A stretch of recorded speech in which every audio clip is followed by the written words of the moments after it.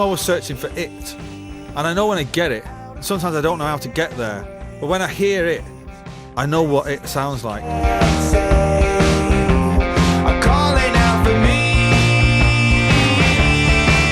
I'll always say, yeah, it's finished.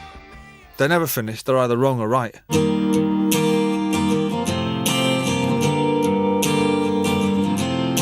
I've never been in a studio, ever, with no material and just gone in and said, oh, I've got this idea. To go in the studio and set the amps up and just, yeah, man, we just went in and just fucking played, you know, whatever, it was all, that's not art, to me that's not art, that's just fucking about. To me, art is writing it and rewriting it. To get from a point of playing the first chord to listening to it at the end, there's got to be some kind of emotional journey between you and the song. It can't just be like fucking 1,000% inspiration. It doesn't work like that for me. 1, 2, 3, 4.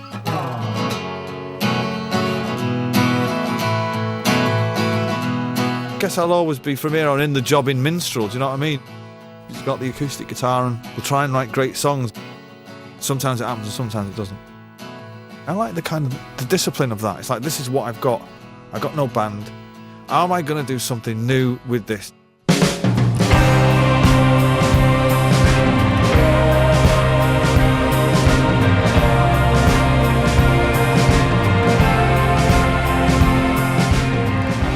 The themes that are running through it for me are kind of romance and young love and escapism and the longing to leave one place and be in another.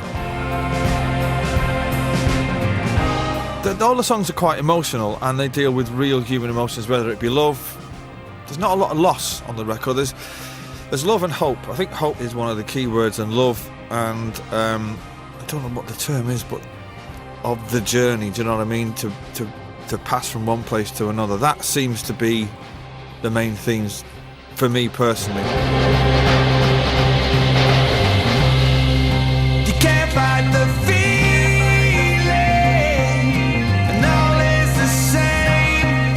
The pouring rain, you know, it's coming out of the ceiling,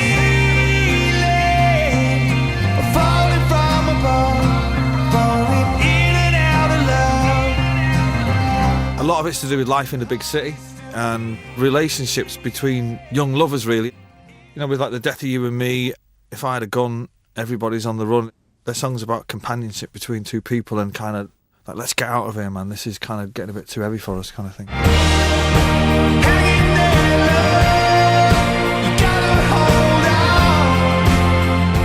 on. To me, it says something in it that I've never said before. It's like, you've got to be strong enough for love. It's very easy to be cool and cynical. And I'm one of the biggest cynics that there is, you know.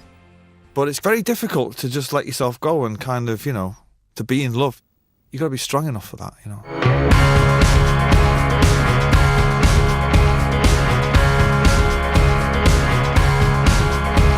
Someday you might find your hero. So what happened is, we go to this place in Twickenham. It's like an old 60s studio. It's got all vintage equipment in it. The day that I started, I was halfway through and my wife rang. She calls me and says, well, guess who's pregnant? And I'm like, fuck. Wow. So I'm like, fucking, you're making a baby and I'm making an album. Wow. Why'd you get your head around that? What a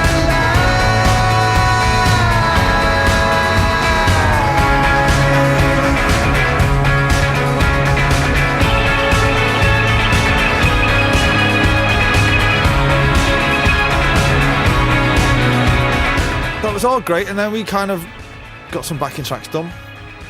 Had a month off. Went back in the studio, done a few more, had another month off. Went on holiday.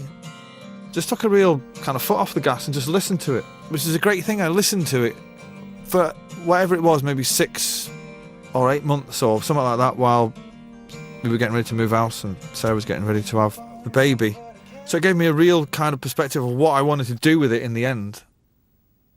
But I saw him go through a different kind of struggle. He's got to sing the whole record. And actually, I think that's the thing that he's really had to deal with is that he's singing every song on the record. And that's quite a tall order because he's never had to do that before as such.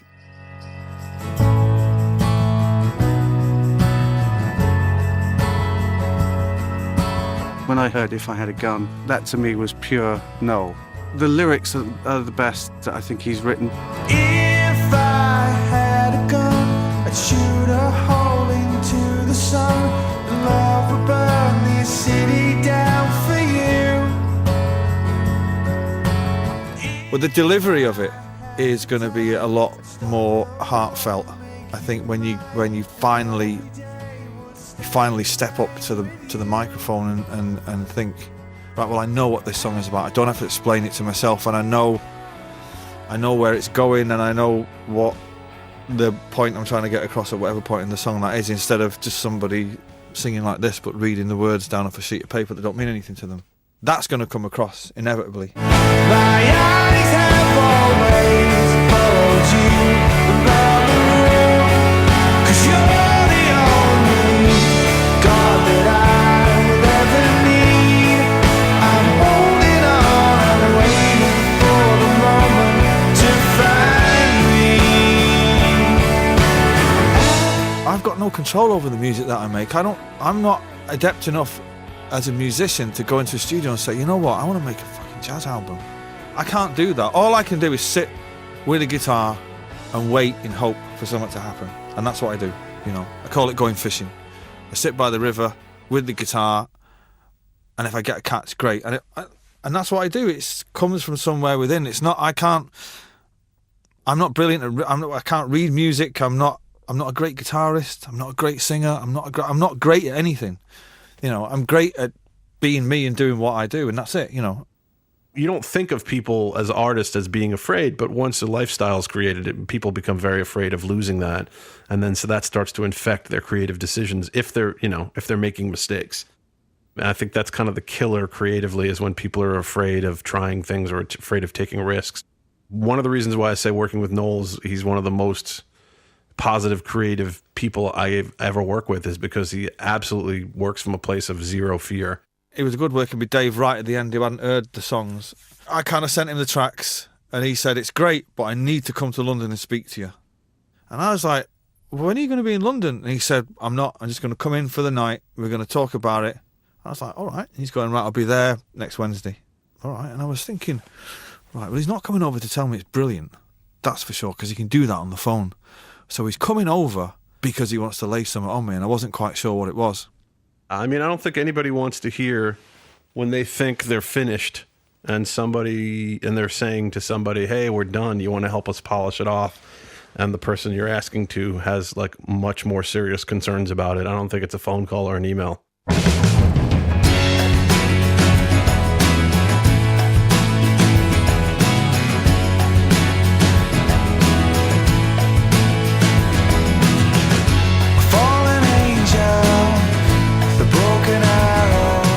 So we get there and we buy the studio and we play the rough mixes that I'd done, and he was going, this is great, but we've got to redo the drums.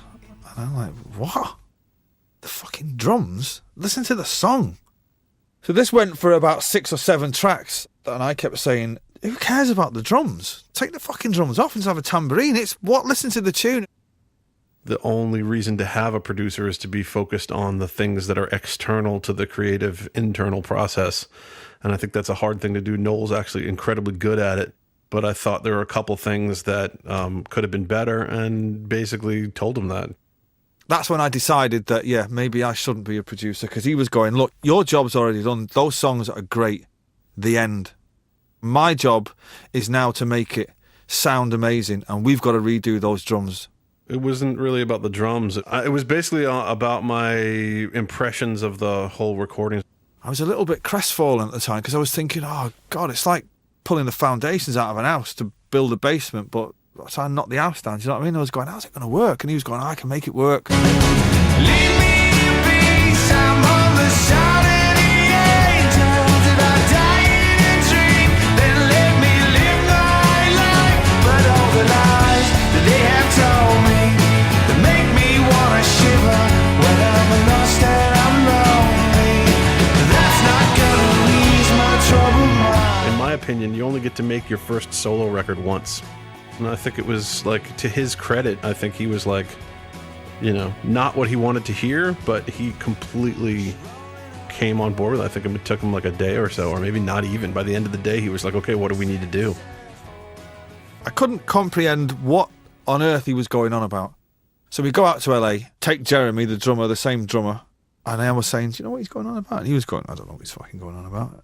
And we were going, do you want him to play the same thing? And he was going, yeah, you just got to play the same thing, but, you know, it sounds like a load of guys who've never heard a song before. And at the time, I'm just listening to the song going, it's fucking amazing, doesn't, you know, oh, it's great. It took Dave to say, sounds like two guys playing in a room reading it off a sheet of paper. And I'm like, ah. And we were in Sunset Sound in LA, and you know, we put the first track up, which was Everybody's on the Run. And off he goes, and the drums come in, and through gritted teeth, I have to admit, it sounded fucking amazing. Hanging there, love, you gotta hold on, you gotta be strong enough, hanging there, love, you gotta hold on, you gotta be strong enough, But those were good days in the studio, just, you know, let's try this. I don't have to pass the guitar to anybody else now, or I don't have to wait for the bass player to show up because his fucking cat's got a cough or something, do you know what I mean? It's just like bang, bang, bang, and then you listen to it at the end of the day and you think, well, it sounds great, we can make it better tomorrow. I mean, for me, it was probably the most fun making a record I've maybe ever had. It was just Noel trying to find how to get, you know, how to get the best performance out of himself, and it was just easy and positive and fun and kind of amazing. No, I think it's an incredible album, and everyone I think involved, who, including him, is happy with it. So, you know.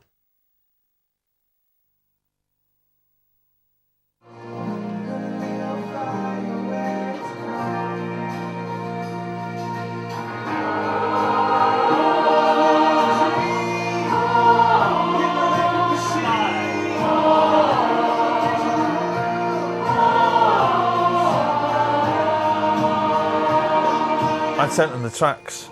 They give you a call and say, well, we've got choir practice on Tuesday. We've done some stuff. Do you want to come up and listen to it? And you're like, all right. You go to somebody's house, to the kitchen in Crouch End. It's actually someone's house. There's actual fucking pets in this house and kids watching telly. There's about 20 or 30 people. Well, the full choir can't come tonight because, you know, blah, blah. There's just going to be a few of us. So I kind of, oh, we've got the chair for you here. And like, I'm all right, I'll just stand at the back. I'm cool, man, you know what I mean? And they're like, no, you've got to come down and you got the choir all around you. And they're all kind of like school teachers and fucking, you know, accountants and all that. You're kind of sat on this chair and they're all staring at you. And then they start singing your song, you know.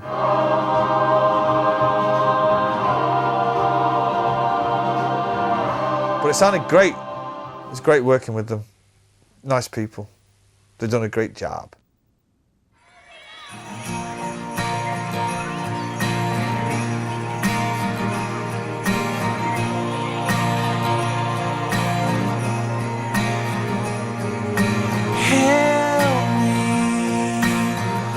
Find the light that's shining on me, to get back what they've taken from me, and build a little fire where it's cold. For a year and a half, I hadn't said a word. I was kind of amazed that nobody knew what I was up to. Fucking walk into Sunset Sound, the first day, there's another band in there. But I could just tell they were English by what they were wearing. And there's like a communal courtyard, and I was kind of sat outside having a cigarette, and they were up having their lunch. 18 months of like fucking bliss goes out the window in 1 minute when the singer decides he's going to tweet, wow, in the studio with Noel Gallagher, he's blaring out his new tunes, absolutely amazing. That goes on Twitter. Within 20 minutes, there's a deluge of fucking, are you in LA? What are you doing in LA? Why are you in LA? Phone calls going fucking berserk. Manager, well, what are we going to say? I was like, don't say fuck all. Just don't confirm or deny anything. You know, and I was thinking, you spotty little fucking herb, but mind your own business, do you know what I mean? Make your own fucking record. Don't worry about mine.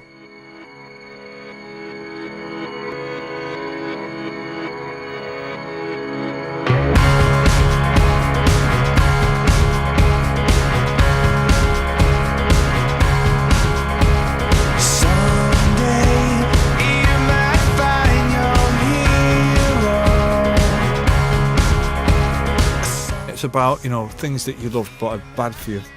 Drinking, women, smoking, hero worship. But thinking, but aren't those things fucking great, you know? Sausages, bad for you, but I defy anybody, apart from Morrissey, not to be down with the sausage.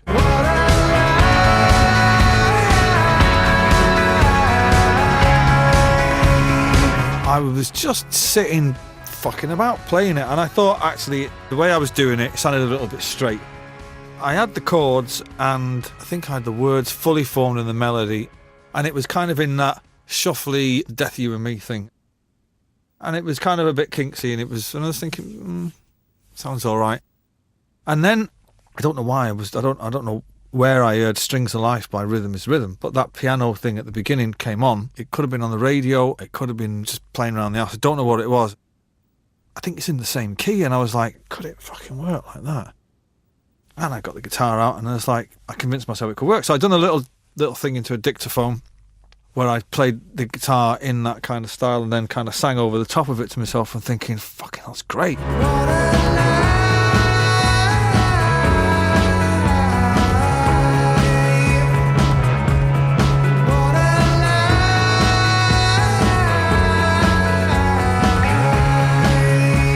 So I booked a studio immediately in Dean Street.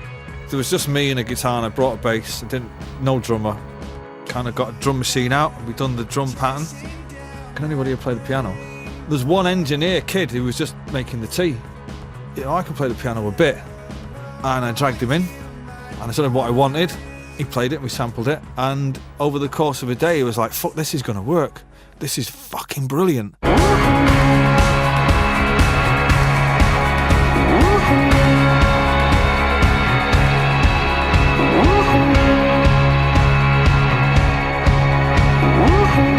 It's turned out great.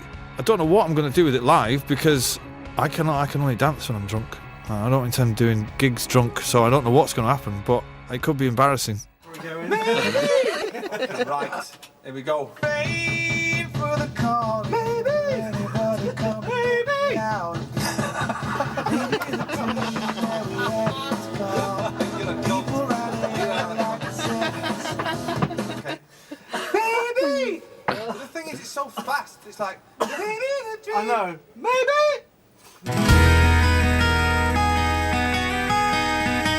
I'm a slave to whatever songs I've managed to pick out of the river, you know. Luckily for me, a load of songs came along that lent themselves to kind of different instrumentation and different ways of singing, different arrangements, and not the standard stadium rock thing.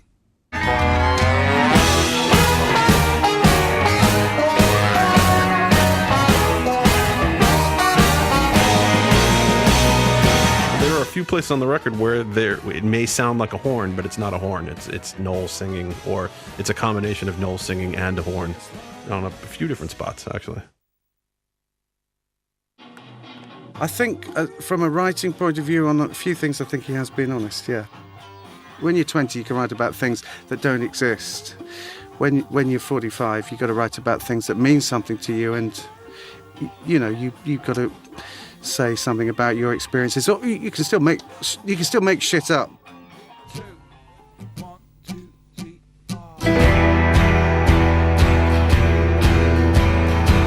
I kind of looked out with all the words. I really liked them all, and they were quite effortless to write most of the words. And I think they've all got a certain kind of power and meaning to them. Dream On is fucking nonsense. Oh me, oh my, I'm running out of battery. I'm hanging from a ladder. Dream On is pop for pop's sake. The words just serve the music and the tune, so it doesn't really matter about the words. Shout it out for me. Come on, shout it out for me.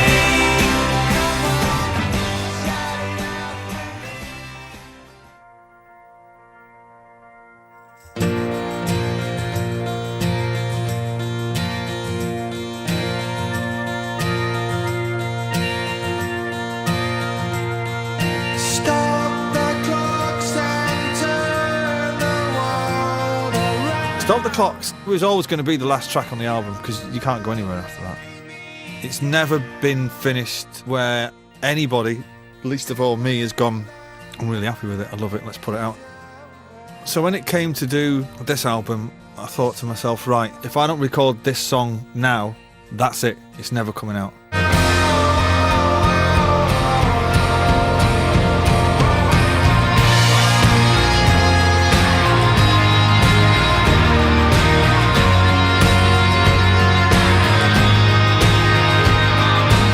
I feel a bit of a twat putting a song on an album that's 10 years old, plus a song that's had so much of a build-up with Oasis fans.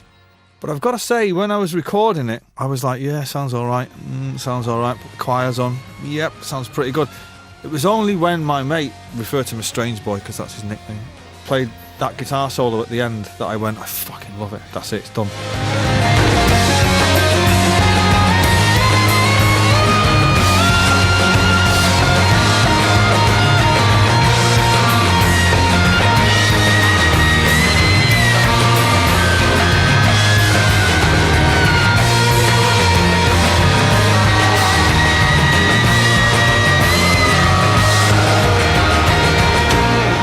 I remember emailing my manager saying after 10 years and 11 separate versions, Stop the Clock's finally finished, and he was going, I won't believe it until it's fucking in the shops.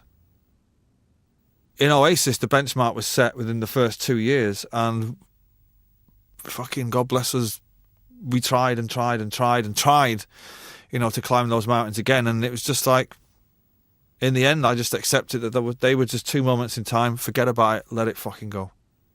So I haven't set the benchmark. A year from now, there'll be a benchmark, and it'll be like, right, that's that, and it might be, the benchmark might be down by my ankles, or it might be way above my head, and it may exceed everybody's expectations, or it may just be all right. It may just be another album. We don't know yet. But that's the great thing about it. Who knows?